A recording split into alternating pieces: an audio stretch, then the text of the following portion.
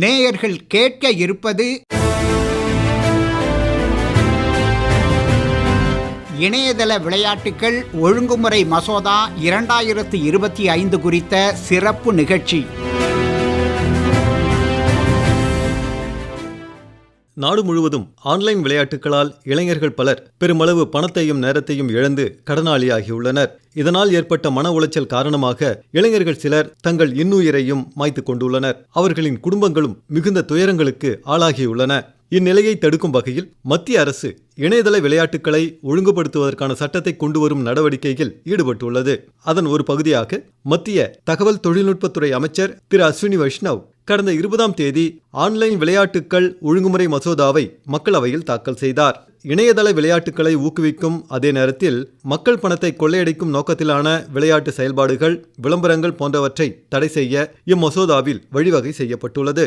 விதிமீறலில் ஈடுபடுவோருக்கு அதிகபட்சம் 3 ஆண்டுகள் சிறை தண்டனை மற்றும் 1 கோடி ரூபாய் அபராதம் விதிக்கவும், மீண்டும் மீண்டும் குற்றத்தில் ஈடுபட்டால் தண்டனையை அதிகரிக்கவும் இம்மசோதாவில் விதிமுறைகள் இடம்பெற்றுள்ளன. இணையதள விளையாட்டுகளால் இளைஞர்களும் அவர்களின் குடும்பமும் பாதிக்கப்படுவது தொடர்கதையாகி வரும் நிலையில் அவ்விளையாட்டுகளை தடை செய்ய வேண்டும் என்ற ஒருமித்த குரல் நாடு முழுவதும் ஒலிக்கும் வேளையில் இந்த மசோதா கொண்டுவரப்பட்டுள்ளது. இந்நிலையில் இம்மசோதா குறித்து பல்வேறு தரப்பினரிடமும் கருத்துக்களை கேட்டறிந்தோம். தொடக்கமாக இணையதள விளையாட்டில் பல லட்சம் ரூபாய் பணத்தை இழந்ததால் ஏற்பட்ட நெருக்கடி காரணமாக தமது இன்னுயிரை மாய்த்து கொண்ட புதுச்சேரி கோர்க்காடு கிராமத்தைச் சேர்ந்த விஜயகுமார் என்பவரின் மனைவி திருமதி நல்லம்மாள் கூறும் பொழுது, வணக்கம். பார்லிமெண்ட்ல மசோதா தாக்கல் பண்ணியிருக்காங்க, ஆன்லைன் ரம்மியை தடை பண்ணணும் அப்படின்னு சொல்லிட்டு. ரொம்ப இந்த விஷயத்த நான் வரவேற்கிறேன். நானும் என் பசங்களும் கஷ்டப்பட்டுட்டு இருக்கோம் இந்த 5 இயர்ஸா. என் குடும்பம் மாதிரி யாரு குடும்பமும் இனி ஒரு காலத்துல ஃபியூச்சர்ல சீரழியக்கூடாது. எந்த குழந்தையும் அப்பா இல்லாம இருக்கக்கூடாது. வீட்டுல உள்ளவங்களை இழந்துட்டு இருக்கிறது எவ்வளவு பெரிய வலின்னு சொல்லிட்டு அனுபவிக்கிறவங்களுக்கு மட்டும் தான் தெரியும். போனது ஒரு உயிரா மட்டும்தான் இருக்கும். அதோட வலி எவ்வளோன்னு சொல்லிட்டு இன்னைக்கு வரைக்கும் நான் அனுபவிச்சுட்டு இருக்கேன். யூடியூப் எதை திறந்தாலும் ஃபுல்லாவே இதோட ஆடு தான். அந்த ஆடுக்கு கொடுக்குற சினிஃபீல்டுலாம் ஒரு ஹெவி பெனால்ட்டி போட்டு அவங்க எல்லாம் ஸ்டாப் பண்ணிட்டாங்க அப்படின்னா ரொம்ப ஓகே. 2000 ரூபாய் தாள் ஒரு இடத்துல கிடக்கு, ஒரு இடத்துல 1 ரூபாய் காயின் கிடக்குன்னா 1 ரூபாய் காயினை விட்டு 2000 ரூபாய் தாள் எடுக்கத்தான் போவோம் எல்லாரும். அப்படிதான் இந்த விளையாட்டு கூட. ஸ்கிரீன்ல பெருசா ஆடு விளம்பரம், உங்களுக்கு 5000 போனஸ், 50,000 போனஸ்ன்னு சொல்லிட்டு ஆடு கொடுத்துட்டு கீழே கண்ணுக்கு தெரியாம போட்டிருக்க 2 எழுத்துல யாரும் திருந்த போறது இல்ல. சீக்கிரமா இந்த மசோதாவை அமல் பண்ணி இந்த ஆன்லைன் ரம்மி, மற்றபடி இந்த காசை விட்டுட்டு யாரெல்லாம் மைண்ட்ல டோட்டலா இதுல அப்செட் ஆகி இந்த விளையாட்டுல விளையாடாது எல்லாத்தையும் பேன் பண்ணிட்டு கொஞ்சம் நிம்மதியா குடும்பங்களை வாழ விடுங்க. இந்த விளையாட்டு இல்ல, இப்படி ஒரு விளையாட்டு வரவே இல்லை அப்படின்னா நான் நிறைய அசிங்கத்தை பார்த்திருக்க மாட்டேன், நிறைய அவமானப்பட்டிருக்க மாட்டேன். இன்னும் நிறைய சொல்லலாம். சொல்ற அளவுக்கு எனக்கு வார்த்தை வரல. இம்மசோதாவை வரவேற்பதாக கூறுகிறார் புதுச்சேரி தொழில்நுட்ப பல்கலைக்கழகத்தின் கணினி அறிவியல் துறை இணை பேராசிரியர் டாக்டர் KS குப்புசாமி. இது ஒரு ரொம்ப முக்கியமான விஷயம். ஏன்னா இன்னைக்கு இந்தியா தான் உலகத்தில் இருக்கிற மிகப்பெரிய கேமிங் மார்க்கெட்டில் ஒன்றா இருக்குது. இதுக்கு காரணம் நம்ம ஊரில் இப்போ டிஜிட்டல் இந்தியா ரெவல்யூஷனில் எல்லா சின்னஞ்சிறு கிராமத்தில் கூட நிறைய பேர்கிட்ட மொபைல் ஃபோன்ஸ் இருக்குது. இன்டர்நெட்டை ஈஸியாக அக்சஸ் பண்ணுற வழிமுறைகளும் இருக்குது. அதனால் ஆன்லைன் கேம் விளையாடுறதும் ரொம்ப ஈஸியாக இருக்குது. அதனால் நிறைய பேர் ஆன்லைன் கேமில் இன்வால்வ் ஆகுறாங்க. ஆன்லைன் கேம் அப்படின்னு நம்ம ஒரே வார்த்தையில் சொல்லிட்டா கூட அதுக்கு கீழே 3 முக்கியமான கேட்டகரி இருக்குது. ஒன்று இ ஸ்போர்ட்ஸ் அப்படின்னு சொல்கிறாங்க.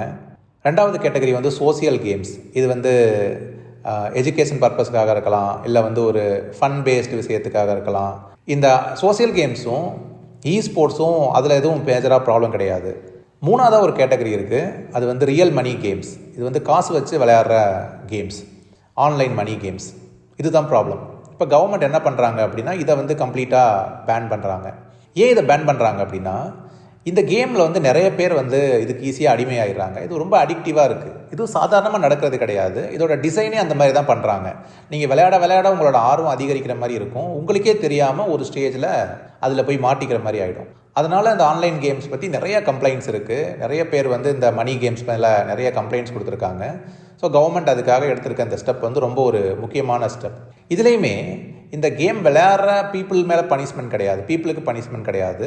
இது யாரை டார்கெட் பண்ணுறாங்க அப்படின்னா இந்த கேமை ப்ரமோட் பண்ணுறவங்க, இந்த கேமை ரன் பண்ணுற பிளாட்ஃபார்ம்ஸ், இந்த கேமுக்கான மணி டிரான்சாக்ஷனில் இருக்கிறவங்க, இவங்களெல்லாம் தான் இந்த பில் பர்டிகுலர்லி இதை டார்கெட் பண்ணுறாங்க. ஸோ எல்லாமே ஆன்லைனுக்கு போகும்போது விளையாட்டுகளும் ஆன்லைனில் இருக்கும். ஸோ அந்த மாதிரி நேரத்தில் நம்ம அரசாங்கம் கொண்டு வந்திருக்க இந்த சட்டம் வந்து ரொம்ப முக்கியமான ஒரு விஷயம். இது உண்மையிலேயே வரவேற்கத்தக்கது தான்.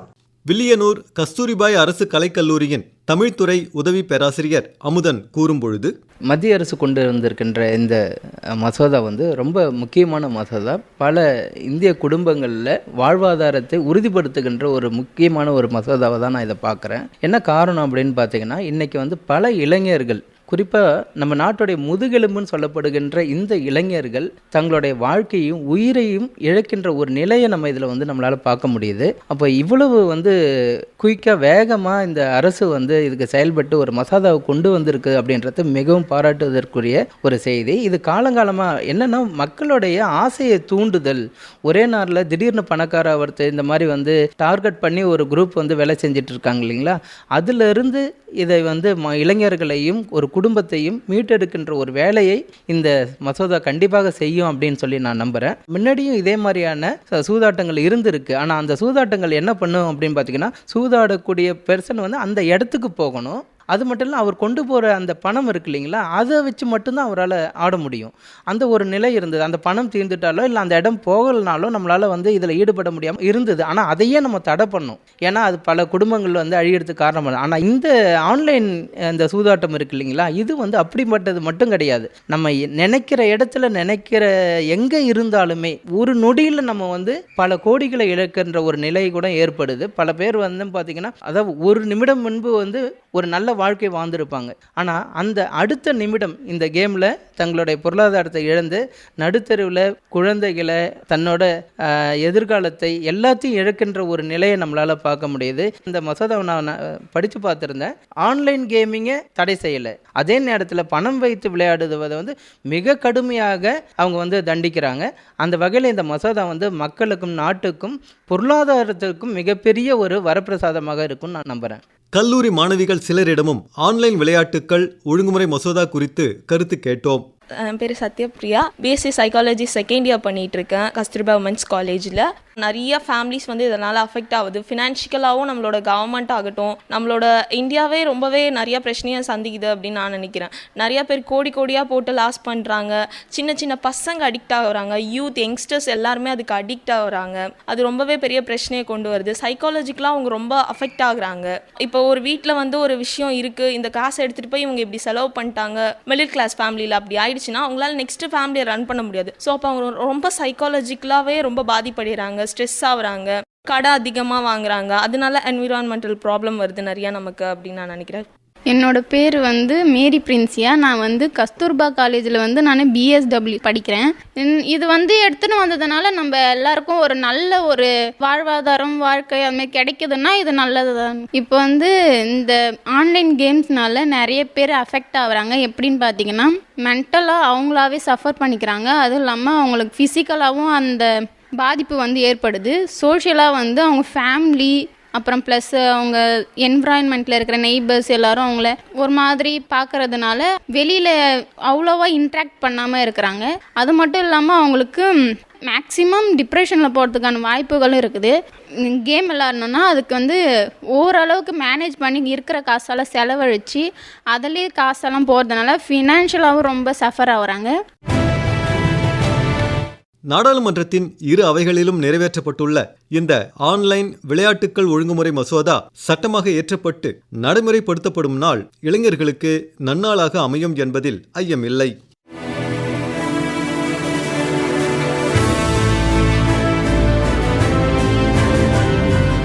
நேயர்கள் இதுவரை கேட்டது இணையதள விளையாட்டுகள் ஒழுங்குமுறை மசோதா 2025 குறித்த சிறப்பு நிகழ்ச்சி.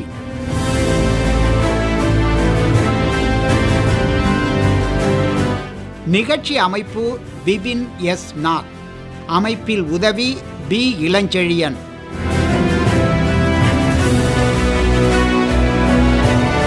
படைப்பு ஆகாஷ்வாணி புதுச்சேரியின் மண்டல செய்திப் பிரிவு.